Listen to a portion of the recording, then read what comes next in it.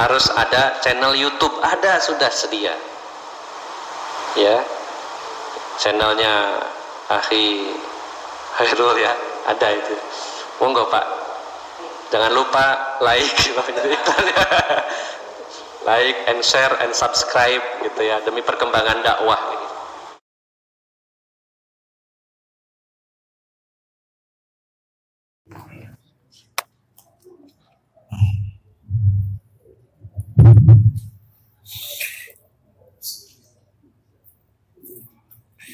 Bismillah. Assalamualaikum warahmatullahi wabarakatuh. Alhamdulillah hamdan katsiran thayyiban mubarakan fihi kama yuhibbu rabbuna wa yarda. Wa asyhadu an la ilaha illallah wahdahu la syarika lah wa asyhadu anna Muhammadan abduhu wa rasuluh. Ya ayyuhalladzina amanu ittaqullaha haqqa tuqatih wa la tamutunna illa wa antum muslimun.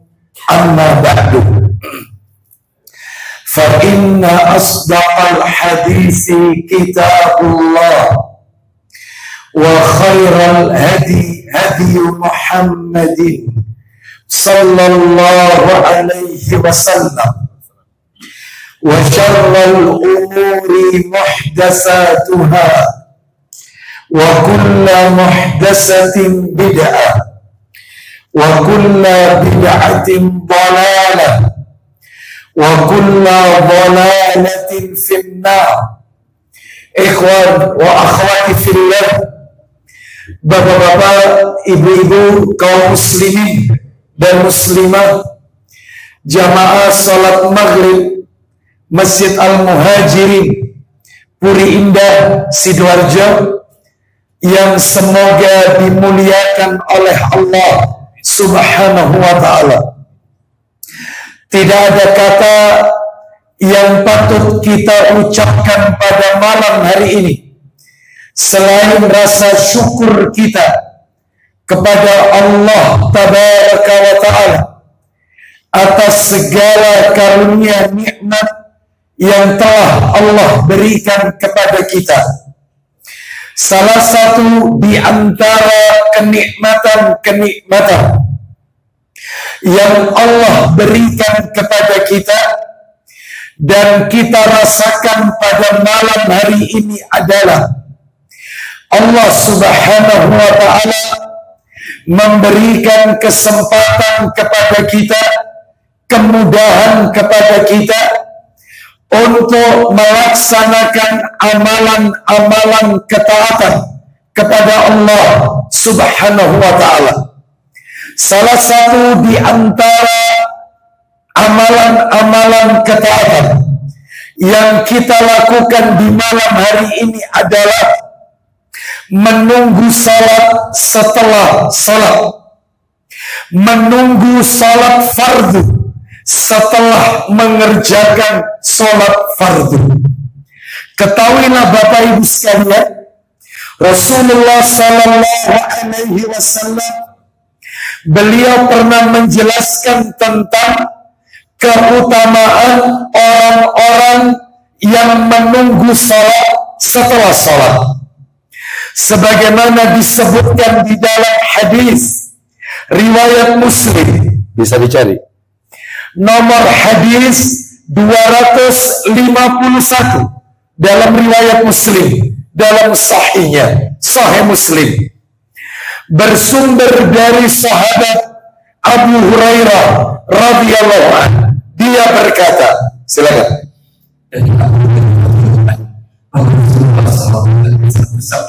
Nabi bersabda, ala adullukum ala ma yamhullahu bihil khataya wa yarfa'u bihid darajat. Silakan. Maukah aku tunjukkan kepada kalian sesuatu yang dapat menghapus kesalahan dan mengangkat derajat? Baik, Nabi menawarkan kepada para sahabat, maukah kalian aku tunjukkan satu amalan yang bisa menghapus dosa dan kesalahan serta mengangkat derajat di sisi Allah Azza wa Jalla? Maka para sahabat menjawab, qalu bala ya Rasulullah. Silakan. Tentu, wahai Rasulullah. Qala, maka Nabi menyampaikan amalan-amalan yang bisa menghapus dosa dan mengangkat derajat ada 3. 1. Isbahul wudu'i alal makarih. Silakan. Beliau bersabda, Ya. menyempurnakan wudu pada keadaan dan situasi yang menyulitkan serta disukai. Menyempurnakan wudu di saat yang dibenci, berwudu pada kondisi yang sulit, seperti berwudu di musim dingin, tetap menggunakan air wudu sekalipun dia dalam keadaan sakit misalnya. Sedangkan dokter mengatakan jangan terkena air, akan mengurangi atau menghambat penyembuhan, maka dia tetap menggunakan air karena dia merasa air ada dan dia bisa gunakan dengan sederhana. Nah, tanpa menyebabkan sakitnya menjadi parah. Maka inilah yang dimaksud dengan berwudu di saat yang sulit. Nah, terus yang kedua, wa kasratul khuta ilal masajid. Silakan. Menuju masjid. Melangkahkan kaki ke masjid, dan ini tentunya perjalanan paling berat. Banyak orang mendaki gunung, banyak orang melakukan perjalanan jauh, bahkan bermil-mil, tetapi masjid di depan rumah dia tidak pernah hadir. Oleh karena itu perjalanan menuju masjid adalah perjalanan iman, perjalanan panggilan Allah. Maka inilah perjalanan paling berat bagi seorang hamba Allah Azza wa Jalla.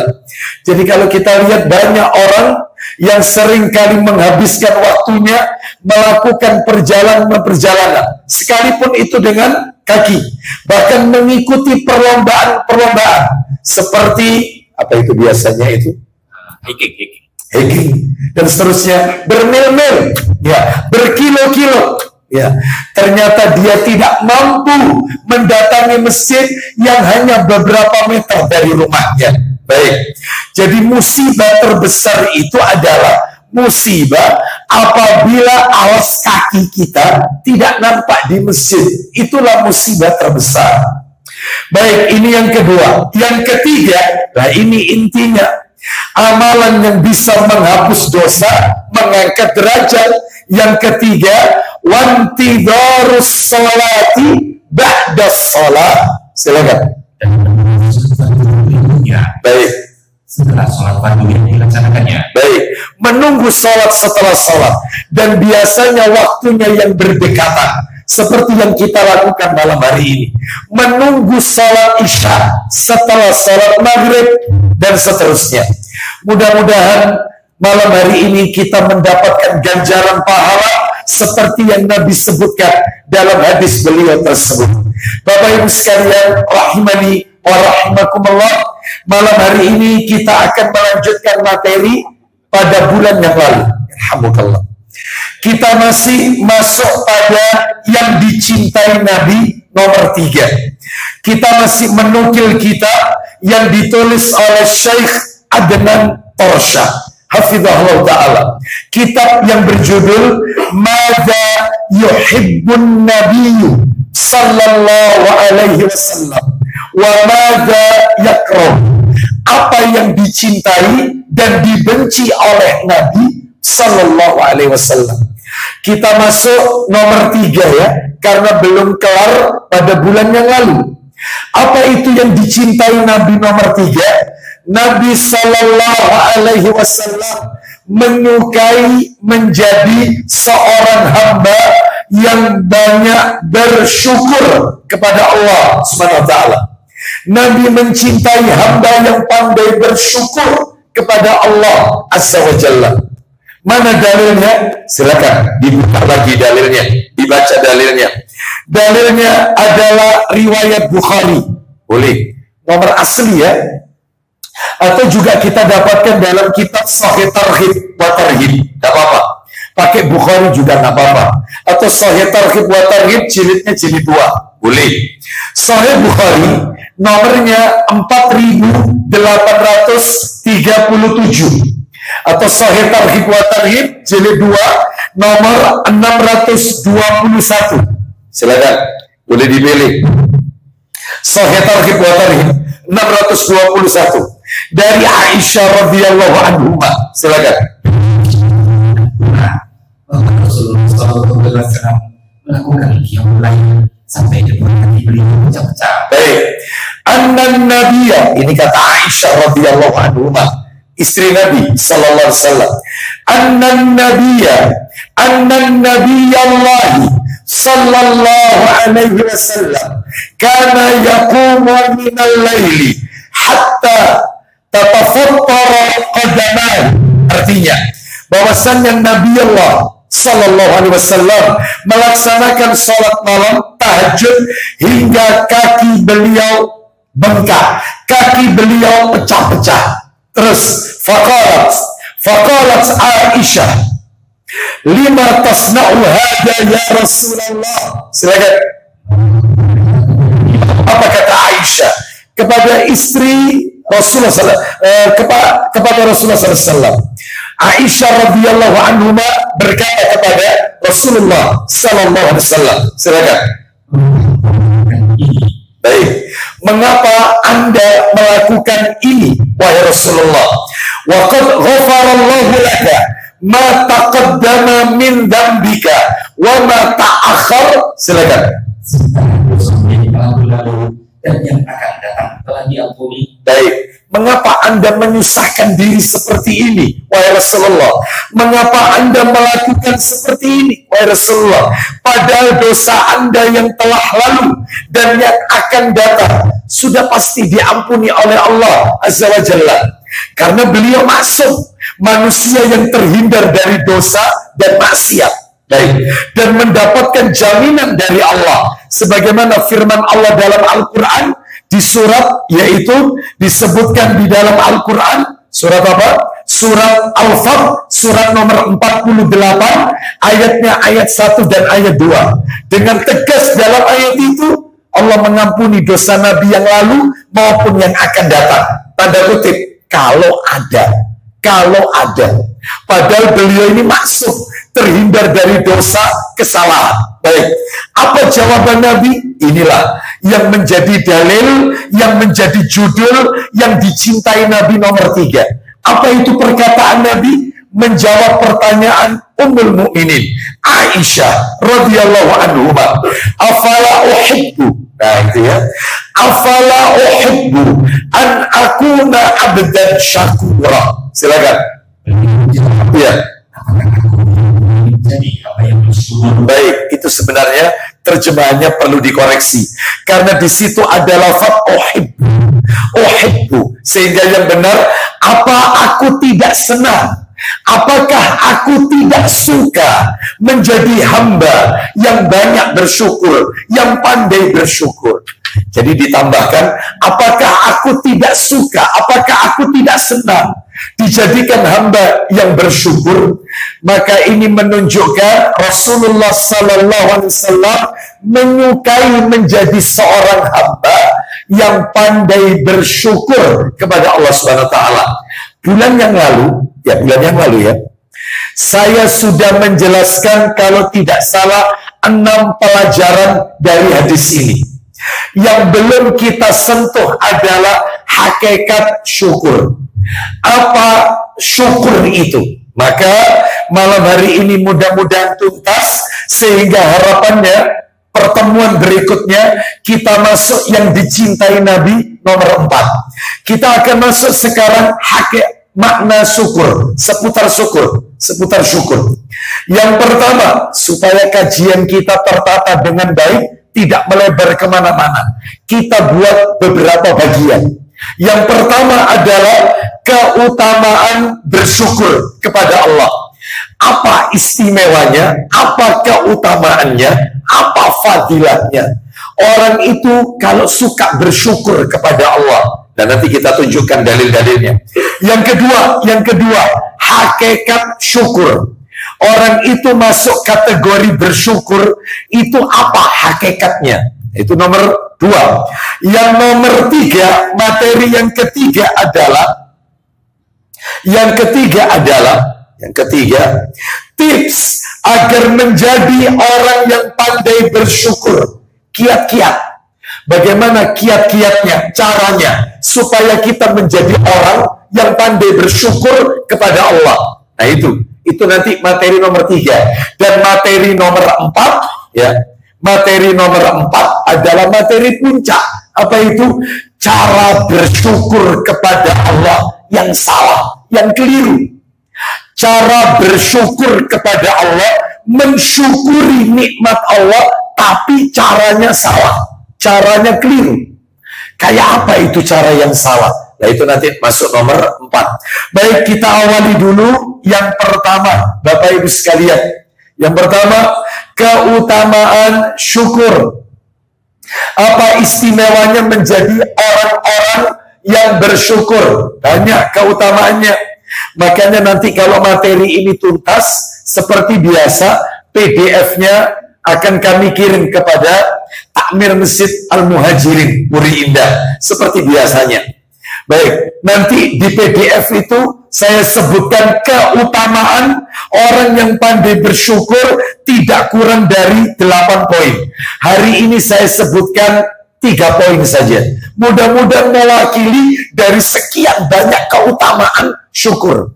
Mudah-mudahan mewakili. Saya sebutkan 3 saja. Apa itu? 1, keutamaannya. Orang-orang yang suka bersyukur kepada Allah. Yang pertama adalah orang yang bersyukur mendapatkan ganjaran di dunia dan di akhirat.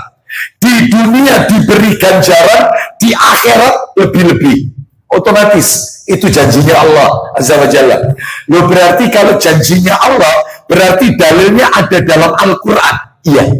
Mari kita dengarkan dalilnya. Apa betul orang kalau bersyukur mendapatkan ganjaran dunia akhirat? Silakan dibuka Ali Imran surat nomor 3, Ali Imran ayatnya 145. Kita dengarkan. Ali Imran surat nomor 3 ayatnya 145. Allah Ta'ala berfirman,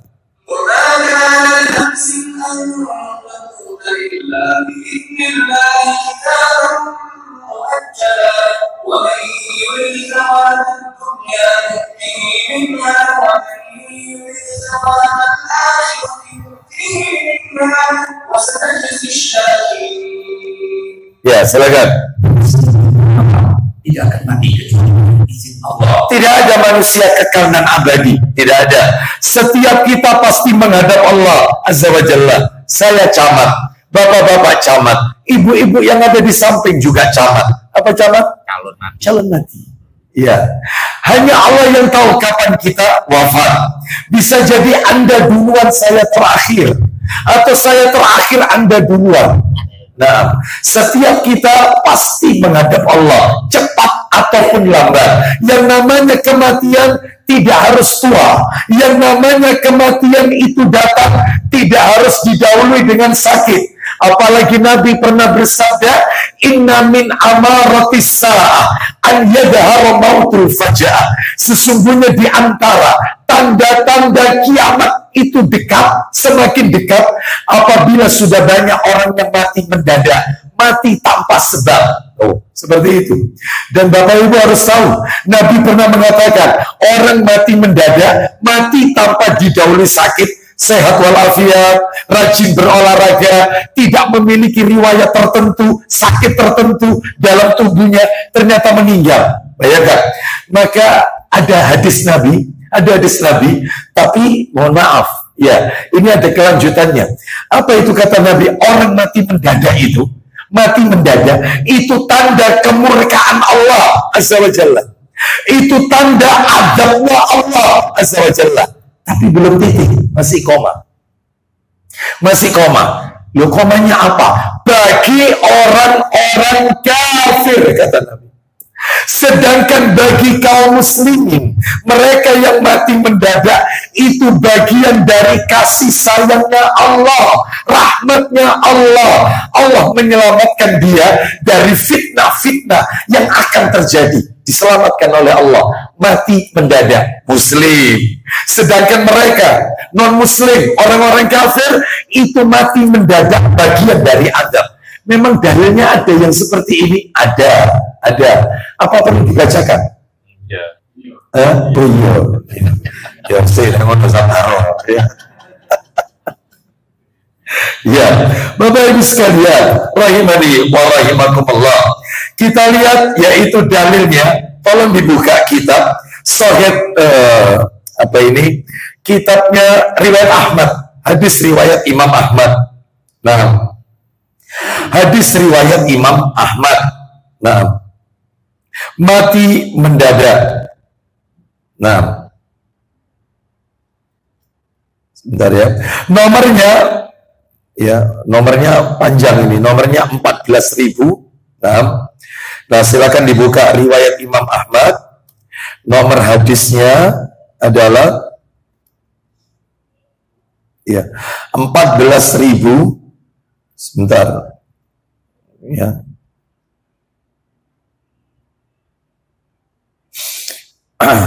Kita lihat Rasulullah Sallallahu Alaihi Wasallam, beliau menjelaskan tentang kematian mendadak. Nah, ini nomornya 14.949. 14.949. Ayo dibaca. Dari Aisyah, betul ya?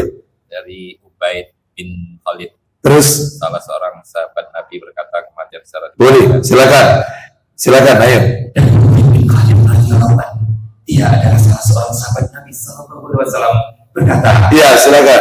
kemudian secara tiba-tiba ada rencana pengambilan nyawa yang mengenaskan. Baik, kematian mendadak. Orang mati mendadak itu adalah pengambilan nyawa yang mengenaskan. Lanjut, teruskan. Kemudian orang kafir Terus. dan pernah bercerita bahwa hadis ini dari Nabi sallallahu alaihi wasallam. Nah, tambahkan lagi. Nomor 23.891 riwayat Imam Ahmad. 23891. 23891 riwayat Imam Ahmad dalam Musnad Imam Ahmad. Baca. Dan Aisyah berkata, Ya. saya bertanya Rasulullah sallallahu alaihi wasallam tentang kematian secara tiba-tiba. Bagaimana mati tiba-tiba itu, wahai Rasulullah? Lanjut. Maka Rasulullah bersabda, Silakan. itu adalah istirahat seorang mukmin. Itu istirahatnya seorang yang beriman. Istirahatnya orang mukmin. Mati mendadak. Terus. Dan kematian yang menyedihkan bagi orang yang fajir. Baik. Dan itu kematian yang menyedihkan. Adab bagi mereka orang-orang fajir, pelaku maksiat, termasuk orang-orang kafir. Baik. Kita lanjutkan kembali ke ayat tadi, yaitu Ali Imran 145. Ulang lagi, setiap yang bernyawa Dan setiap tidak akan mati kecuali dengan izin Allah. semoga Allah wafatkan kita dalam keadaan husnul khatimah. Lanjut, sebagai Apa yang telah ditentukan waktunya. lanjut. Dan siapa yang pahala dunia Siapa yang menghendaki pahala dunia, maka kepada pahala dunia itu. lanjut. Dan barang siapa yang pahala akhirat, Maka kami berikan pula kepadanya pahala akhirat itu. poinnya sekarang, Dan kami akan memberi balasan kepada orang-orang yang bersyukur. kami akan memberikan balasan bagi orang-orang yang bersyukur. Kita lihat di dalam tafsir Ibnu Katsir, balasan itu di dunia dan di akhirat. Masya Allah. Mudah-mudahan kita semua termasuk orang-orang yang pandai bersyukur kepada Allah Azza wa Jalla. Yang kedua, keutamaan orang yang bersyukur. Yang kedua, orang yang bersyukur, maka Allah Subhanahu wa taala tidak akan memberikan azabnya. Allah Subhanahu wa taala tidak akan memberikan azab. Orang yang pandai bersyukur akan tercegah dari azabnya Allah. Allah tidak akan memberikan azab orang kalau pandai bersyukur. Mana dalilnya? An-Nisa. Ayatnya 147. Surat An-Nisa ayat 147. Allah berfirman,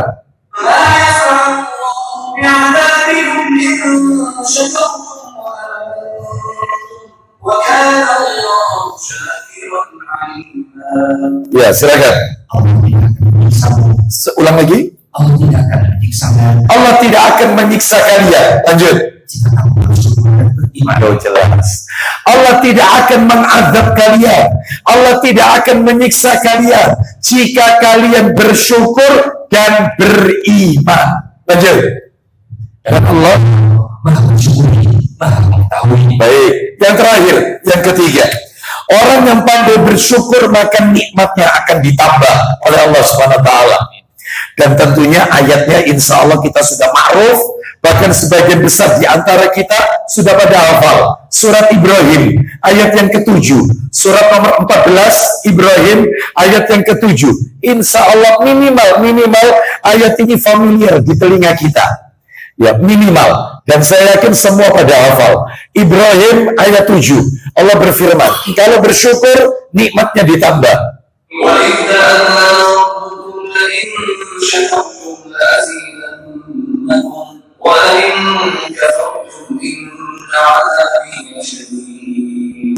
Pernah dengar ayat ini? Ya, silakan. Apa itu? Ulang lagi. Niscaya aku akan menambah nikmat kepadamu. Ditambah dari sisi kuantitasnya dan ditambah dari sisi kualitas nikmatnya. Kuantitasnya jumlahnya nikmat ditambah. Kualitasnya nilai keberkahan nikmat tersebut juga ditambah. Jadi dari sisi jumlah ditambah, dari sisi keberkahan dari nikmat itu juga ditambah. Kalau orangnya bersyukur, sebaliknya, jika kalian kufur, maka baik, berarti ayat ini termasuk ancaman bagi mereka yang tidak pandai bersyukur kepada Allah Subhanahu wa taala. Baik. Bahkan Nabi juga pernah memberikan ancaman bagi para wanita, istri yang tidak pandai bersyukur, tidak pandai berterima kasih kepada suaminya. Itu ada di dalam Sahih Targhib wa Tarhib jilid 4. Nabi bersabda, la yanzurullahu tabaraka wa ta'ala ila imra'atin la tashkuru li zawjiha. Allah tabaraka wa ta'ala tidak akan melihat seorang wanita nanti di hari kiamat. Allah nggak mau lihat seorang istri, seorang wanita yang tidak pandai berterima kasih, bersyukur kepada suaminya. Banyak menuntut, ya. Tapi saya yakin istri antum semua adalah istri yang pandai bersyukur kepada Allah. Istri yang punya sifat qanaah. Nah, ibu-ibu yang ada di majelis ini, insya Allah tidak ada wanita-wanita yang banyak mengeluh, banyak menuntut, tidak pandai berterima kasih. Insya Allah tidak ada di sini. Tidak ada yang ngaku. Ya, kita lanjutkan. Sekarang yang nomor 2. Insya Allah tidak ada betulan. Tidak ada betulan. Ya. Sekarang materi nomor 2. Jadi yang pertama sudah selesai, keutamaan syukur. Yang kedua, hakikat syukur. Apa sih hakikatnya syukur itu? Kata para alim ulama, syukur itu adalah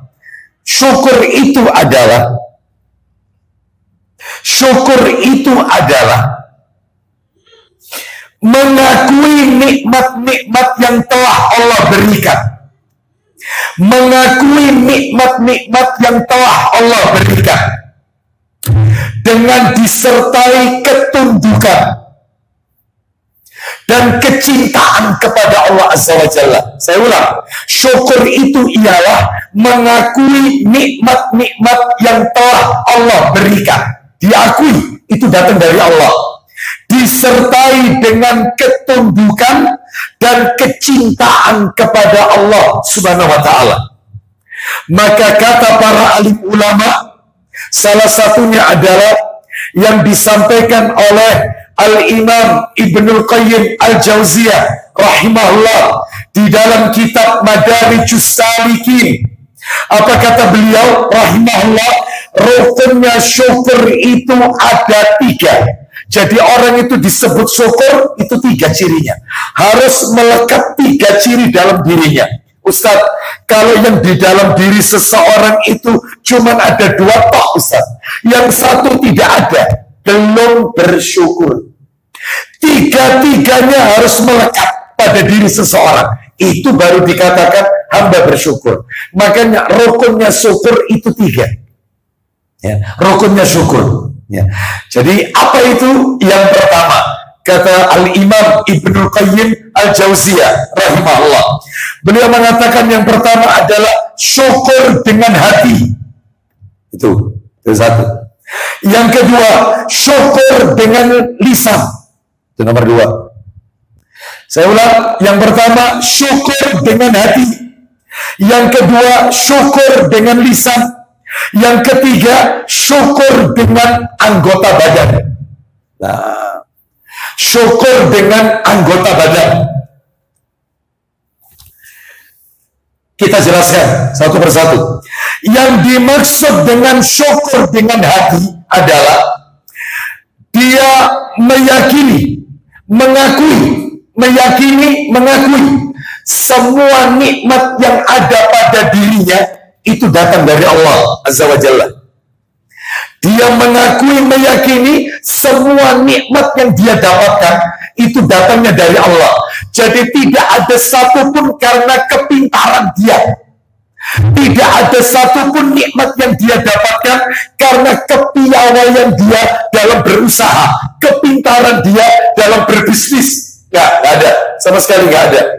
Jadi dia diberikan pasangan hidup soleh-soleha dari Allah, diberikan keturunan soleh-soleha dari Allah, dimudahkan pekerjaannya dari Allah, dimudahkan mendapatkan rezeki dari Allah, dimudahkan untuk beribadah minallah dari Allah. Semuanya dia katakan Allah, dikasih sehat Allah. Jadi tidak ada satupun dalam dirinya ini karena usaha saya, ikhtiar saya, upaya saya. Sama sekali nggak ada.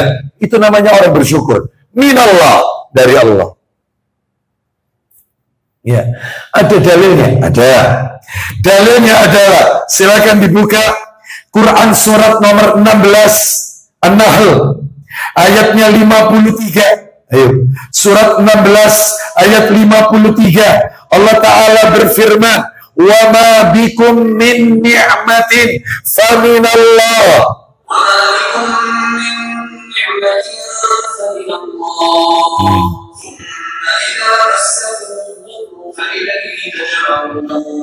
Silakan. Datangnya dari Allah. Terus maka hanya kepada Allah lah kamu minta pertolongan. Ini menunjukkan kepada kita harus kita tanamkan semua nikmat yang ada pada kita ini. Diberikan kita tempat tinggal rumah, diberikan kita yaitu kendaraan, semuanya itu datang dari Allah Azza wa Jalla. Jangan seperti Korun. Korun ini sepupunya Nabi Musa alaihissalam. Nah, Korun ini anak pamannya Nabi Musa, misalnya sepupu. Ya. Dan Korun ini, Bapak Ibu harus tahu, Korun ini orang yang tinggi, kulitnya putih, dan orangnya hafal Taurat. Hafal Taurat. Nah, kitab yang Allah turunkan kepada Musa alaihissalam. Kira-kira. Dan Korun ini adalah orang yang sebelumnya ya. Jadi dia ini hafal Taurat, ya. Orangnya tinggi, besar, kulitnya putih, tampan, dan Korun ini termasuk orang yang ya hablum minanasnya. Oke. Saya mau tanya. Kira-kira itu kalau ada di zaman kita ada seseorang laki-laki tinggi, besar, kulitnya putih, kulitnya kuning langsat, penampilannya tampan, ganteng, hafal Quran. Oh, idaman setiap orang. Mantu idaman. Ya, kan gitu ya. Tapi sayang beribu sayang, ternyata orang terkena penyakit ujub. Makanya hati-hati ujub ini. Apa kata korun ketika dia diberikan nikmat berupa limpahan harta? Buka surat Al-Qasas, surat nomor 28, ayatnya 78. Al-Qasas ayat 78. Allah Ta'ala berfirman, kita dengarkan apa kata korun, surat 28, ayat 78.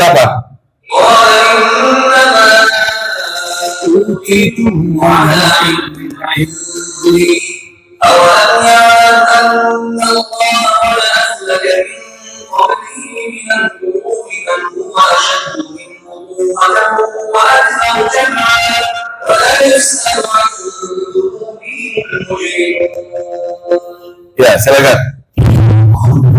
Apa kata korun? Aku berkata itu semata-mata karena ilmu yang ada padaku. Nah, dia ujub, dia tidak meyakini semua yang ada pada dirinya itu dari Allah. Justru dia mengatakan, harta yang aku miliki ini karena kepiawaian, kepintaran dia dalam berbisnis, dalam berusaha. Dia tidak katakan kalau itu datang dari Allah Azza wa Jalla. Lanjut, teruskan. Tidak ada Allah akan membinasakan umat sebelumnya yang lebih kuat daripadanya. Wah, seakan-akan Allah mengatakan kepada korun, apakah dia korun itu tidak tahu bahwasanya Allah telah membinasakan, meluluh lantakkan umat-umat sebelum dia yang lebih kuat, lebih kaya, lebih soge daripada dia. Itu Allah ingatkan dalam ayat ini. Ya, terus lanjut. Dan Lebih banyak mengumpulkan harta dan tidak perlu ditanya tentang dosa mereka. maka korun dibenamkan ke dalam bumi. Oh, ya. Bahkan Bapak Ibu sekalian, rahimani wa rahimakumullah. Kita dapatkan lagi keterangan, coba dibuka surat Az-Zumar. Surat nomor 39 Az-Zumar. Surat 39 Az-Zumar ayatnya 49. Kita dengarkan ayat 49. Ya. Allah Ta'ala berfirman, surat Az-Zumar ayatnya ayat 49. Surat 39 ayat 49. Allah berfirman, فإذا مس الإنسان ضر دعانا ثم إذا حولناه نعمة منا قال إنما أوتيته على علم بل هي فتنة ولكن أكثرهم لا يعلمون. silakan. Maka bicara, Ya, dia menyuruh kami. Kemudian apabila dia bukan menyuruh, menyeru. maka apabila manusia ditimpa bencana, tidak menyuruh kami. Terus, Kemudian apabila kami memberikan nikmat kami kepadanya, Ya. dia berkata, ya. sesungguhnya aku diberi nikmat ini hanyalah karena kepintaranku. Oh, ya. Aku diberi nikmat ini karena kepintaranku. Kalau dia kena musibah, sakit, kekurangan harta, itu dia menyeru kepada Allah, ya Rabb, berikan kami rizki, mudahkan kami dalam bekerja untuk mencari rizki, ya Allah. Berikan, turunkan nikmatmu. Begitu dikabulkan oleh Allah, apa kata mereka? Kami mendapatkan nikmat ini karena kepintaranku. Apa nggak kurang ajar kayak gini? Ya jelas, nggak punya adab kepada Allah Azza wa Jalla. Termasuk, nah ini horor, horor. Jangan dipotong-potong ini ya, baik. Jadi ini horor ayatnya. Quran surat nomor 29 Al-Ankabut. Ayo dibuka. Quran surat nomor 29 Al-Ankabut. Nah ini. Ayatnya ayat 65. Surat Al-Ankabut ayatnya ayat 65. Ini contoh. Contoh juga ini. Mirip persis seperti Az-Zumar ayat 49. Cuman ini lebih horor ini. Kita dengarkan. Allah berfirman Al-Ankabut 65. Allah berfirman. فإذا ركبوا في الفلك دعوا الله مخلصين له الدين فلما نجاهم إلى البر إذا هم يشركون. Silakan. kapal. Jadi Allah menceritakan tentang orang-orang yang naik kapal. Ketika kapal itu berlabuh di tengah lautan, kapal itu diterpa dengan ombak yang besar, kapal itu oleng, seluruh penumpangnya hampir masuk tenggelam ke dalam lautan. Semua orang yang ada di dalam kapal itu lanjut, ya Allah, selamatkan kami ya Allah, ya Allah, Anda mohon ampun kepada-Nya ya Allah, selamatkan kami ya Allah. Lanjut, terus ketika Allah menyelamatkan mereka sampai ke darat, tidak terjadi sesuatu pada mereka, kapal selamat, semuanya selamat sampai ke daratan. Lalu kemudian lanjut, mereka melakukan kesirikan.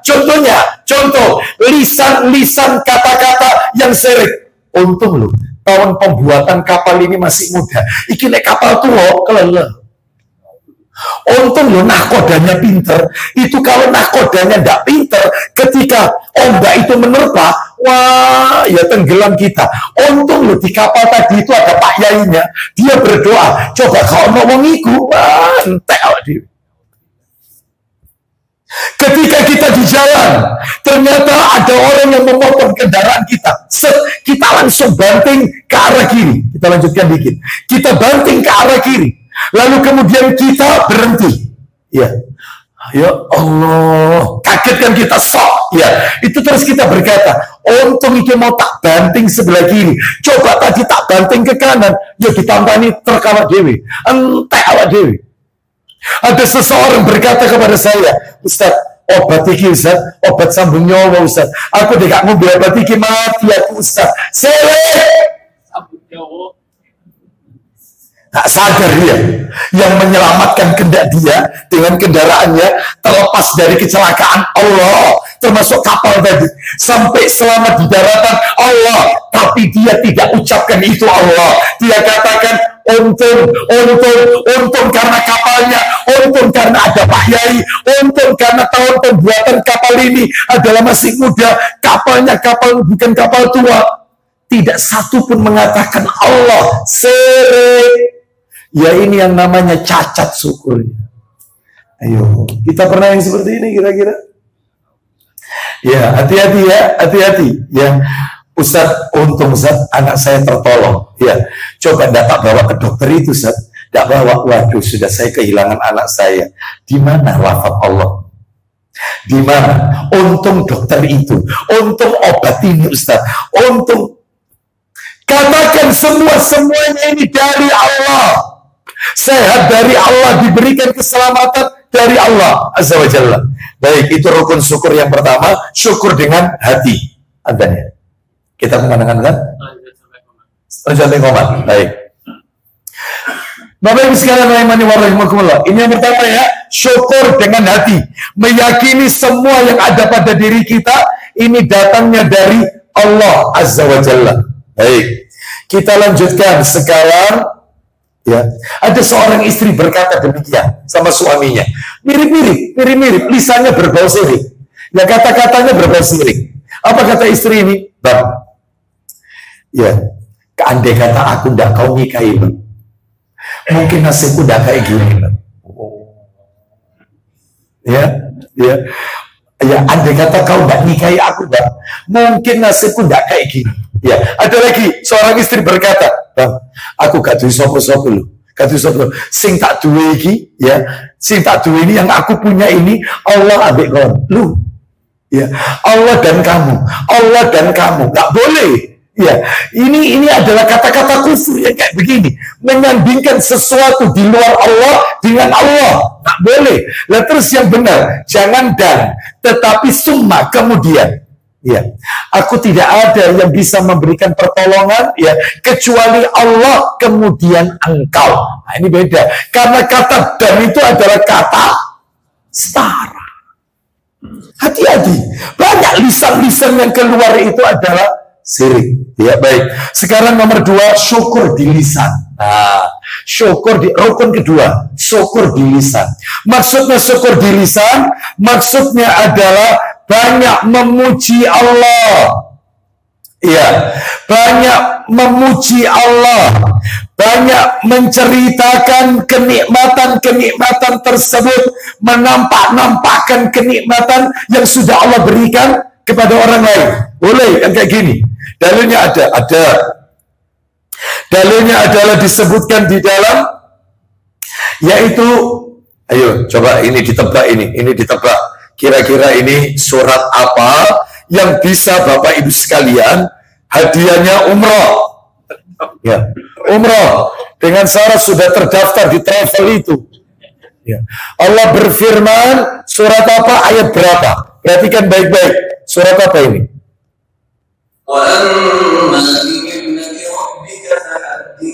Oh, surat apa? Kok tahu dulu surat apa? Surat Ad-Duha, surat nomor 93. Ya, Wad-Duha, wal-laili idza saja terakhir, wa amma bi ni'mati rabbika fahaddits, ayat 11. Surat 93 terakhir penutup. Baca, silakan Abu Hurairah. Ulang lagi. Hendaklah engkau tunjukkan, engkau siar-siarkan, ya. Wa amma bi ni'mati rabbika fahaddits, ya, tunjukkanlah kalau kita dikasih nikmat, ya, pujilah Allah.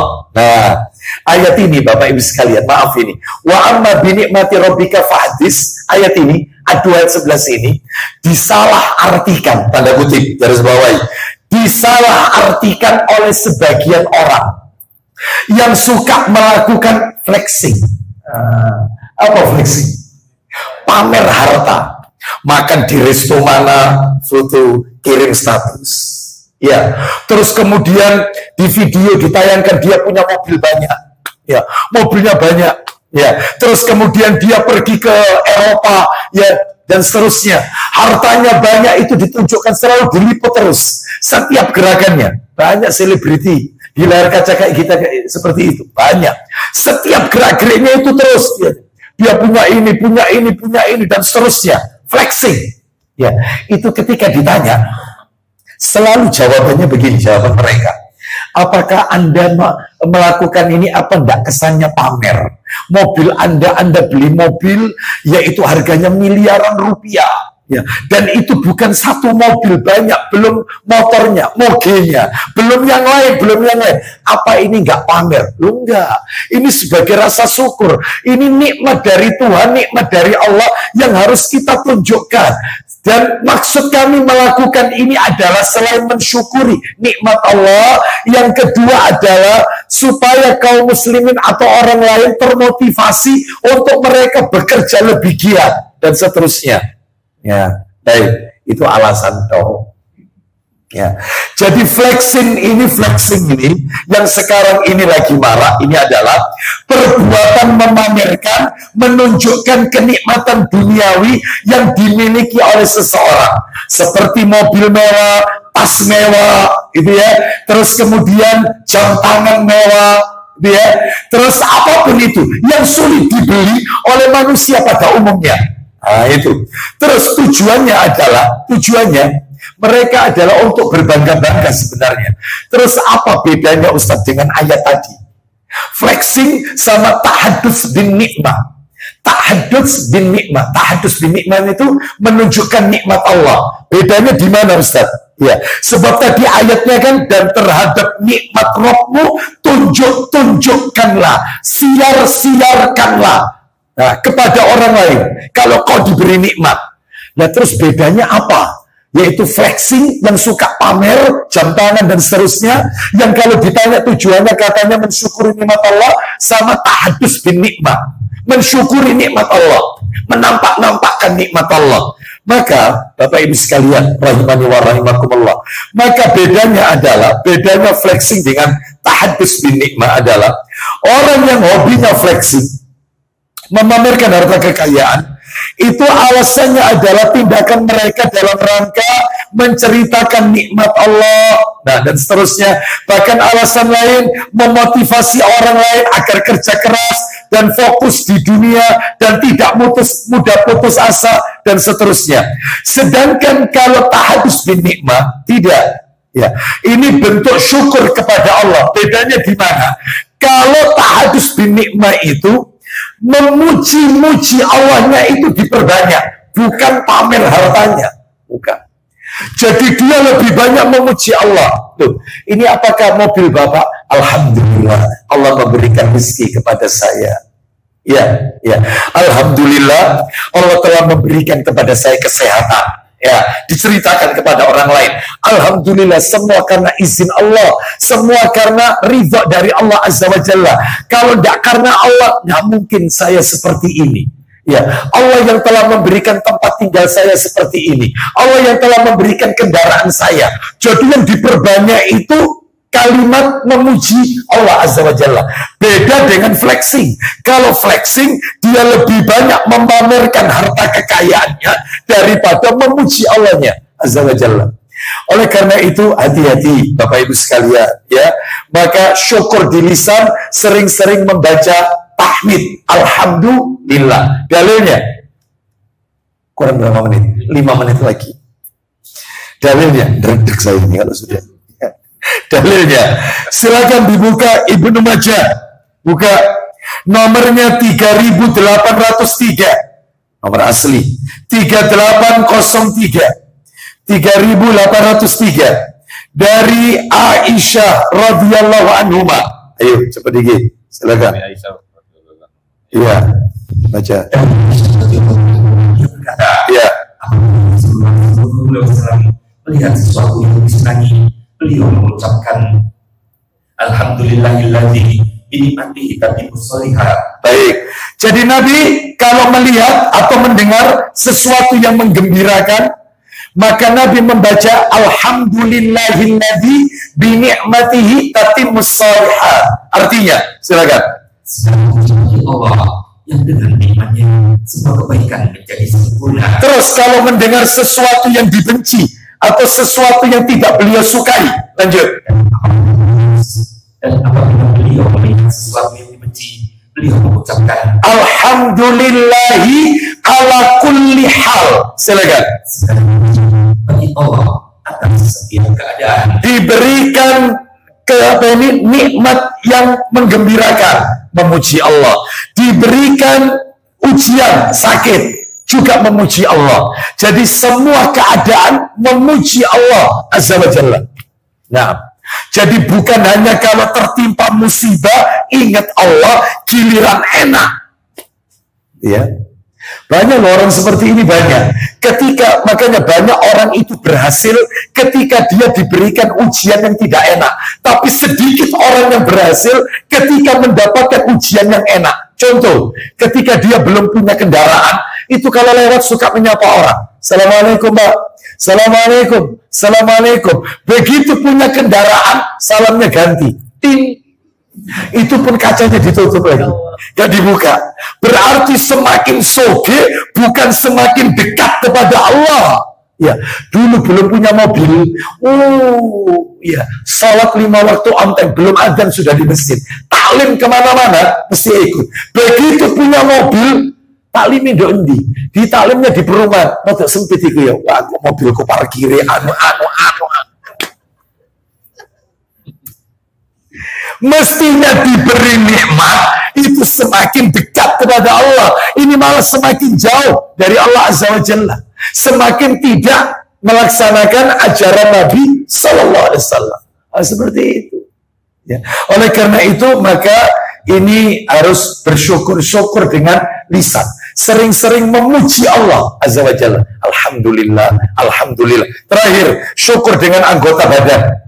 Anggota badan. Nah, apa itu syukur dengan anggota badan? Sebagaimana yang tadi Nabi lakukan. Ya, beliau sholatnya sampai bengkak kaki beliau, sampai pecah-pecah.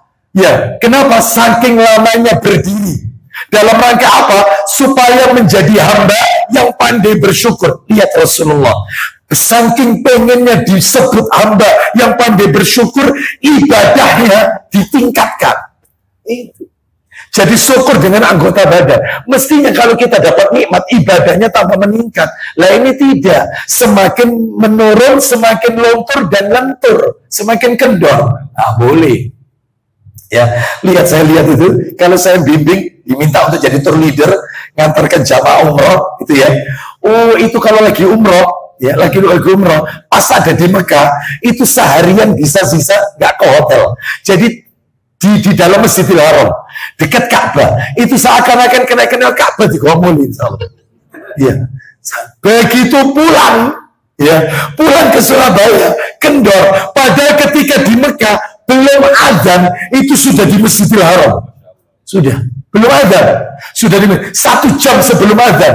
Karena 1 jam atau 2 jam sebelumnya pintu ditutup. Krodit di dalam berarti. Baik, itu bisa kita lihat di salah satu pintu Masjidil Haram.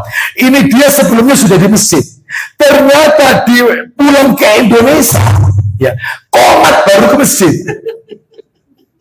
Ya, lo yang kayak gini nggak boleh, ya, harus istiqomah. Mestinya semakin diberi nikmat oleh Allah, semakin dekat kepada Allah. Banyak bersyukur, banyak memuji Allah Azza wa Jalla. Wallahu a'lam wa bishawab. Kita cukupkan sampai di poin nomor 2. 3 rukun syukur. Adapun untuk berikutnya, tips agar menjadi orang yang pandai bersyukur dan cara bersyukur yang salah berarti bulan depan, insya Allah. Demikian yang bisa kami sampaikan. Semoga Allah menjadikan kita hamba-hambanya yang pandai bersyukur, dan semoga Allah berikan kita ilmu yang bermanfaat. Kita tutup dengan kafaratul majelis. Subhanakallahumma wa bihamdika asyhadu an la ilaha illa anta astaghfiruka wa atubu ilaik. Wa akhiru da'wana alhamdulillahi rabbil alamin. Assalamualaikum warahmatullahi wabarakatuh. Waalaikumsalam.